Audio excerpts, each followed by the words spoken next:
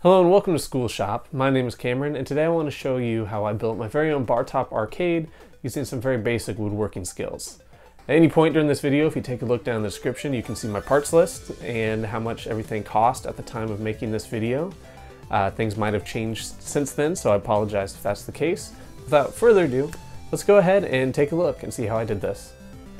Before I get too far into things, one of the coolest parts about the arcade project is that the dimensions are very flexible and you don't need to stick to anything specifically that you find on the internet. That being said, do some research before starting to see what is going to meet your needs. What I'm doing here is designing things based off of exactly what I want to put inside of it. It ended up being roughly 32 inches tall, about 2 feet wide, and 18 inches deep. After that, very carefully cut it out with a jigsaw. Take your time to get nice straight lines, and please use a mask when cutting MDF. The dust is very fine and not safe to be breathing. Always use the proper safety equipment when you're doing your projects.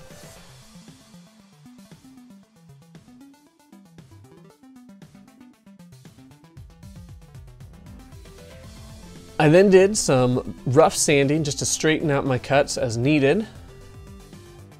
Now, instead of doing the same thing over again to create the other side, we can use the original as a template and use a flush cut router bit to easily make the other side. So flip over your MDF and place your template beneath it, being sure to clamp it down to the table with the bottom and the back side edges flush. Take your time with the router, and again, this is a lot of dust. Make sure you're using a mask. You do not want to breathe this. Next, I use a special slot cutting routing bit to cut around the edges of my sides so that I can later add T-molding. I bought this bit at tmolding.com. This will give the edges a nice finished professional arcade look once the T-molding is in place. It looks real good. I then used some scrap 3/4 inch MDF to cut some 3/4 by 3/4 inch strips that I'll later use as braces when assembling the cabinet. As you can see here, I did not hook up a vacuum to my table saw because I am dumb. The entire shop was covered in this dust and it took forever to clean up. So here I am eyeballing about how big I want the back braces to be and then cutting them out with the bandsaw. You'll notice I'm going to do quite a bit of just general eyeballing throughout this project because, like I said, the dimensions are pretty flexible, especially on the inside, the things you aren't going to see. Then I cut a bunch more of those strips into smaller pieces, grabbed some wood glue, and my handy dandy nail gun.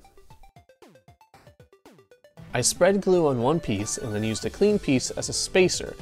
That way, I would know the one I nailed down was exactly 3/4 of an inch from the edge.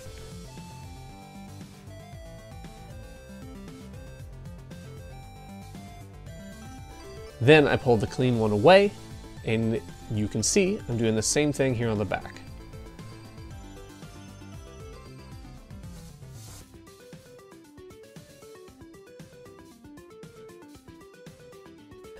And for the front brace, I placed 2 spacers in front. For no reason in particular, I just thought it would look a little better with that extra space.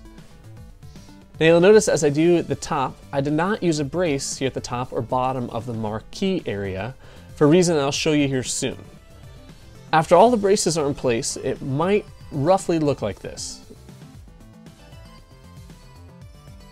I decided the width of the base should be 22 inches, which means everything like control board, TV frame, and marquee, those are also going to be 22 inches wide. I then lined up the 22-inch strip with the bottom of the cabinet and marked how long I wanted it to be.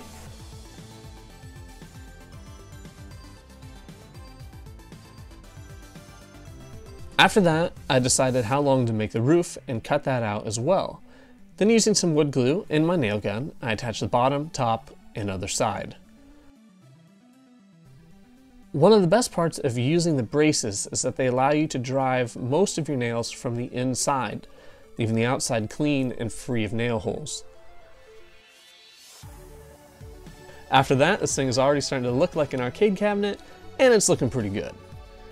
From there, I wanted to cut the small strip that is going to go in the bottom front of the cabinet. So using a piece of scrap, I traced out the angle of the brace in order to represent where the control board would sit. I then marked how tall I can make my strip before interfering with the control board. I then cut my strip and glued it into place. By that point, the strip was only attached at the side, so I glued a smaller brace into the inside and nailed that in just to give it a little more support.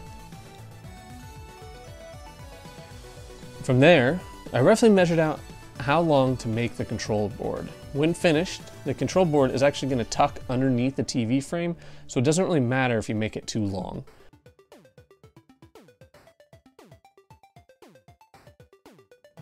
Now, I didn't like how much flex I got when pushing down on this, because you never know what kind of violent button mashing might take place here. So I traced out the angle of the control board and cut it out on a piece of scrap.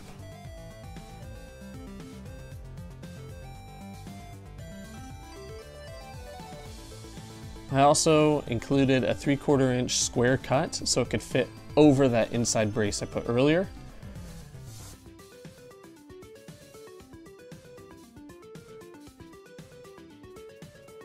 Afterwards, I marked on the bottom where the brace met, just so I would make sure it didn't interfere with the controls when those got installed.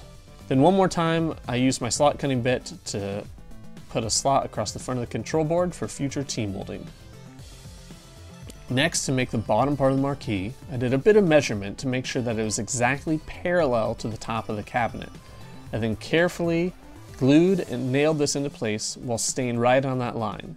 Again, this was a little tricky because I did not use a brace here. And I'll show you why I did that in part 2. In this circumstance, I did need to nail this into place from the outside of the cabinet, but it later cleaned up pretty nicely using some wood filler. And with that installed, the arcade is really starting to take shape.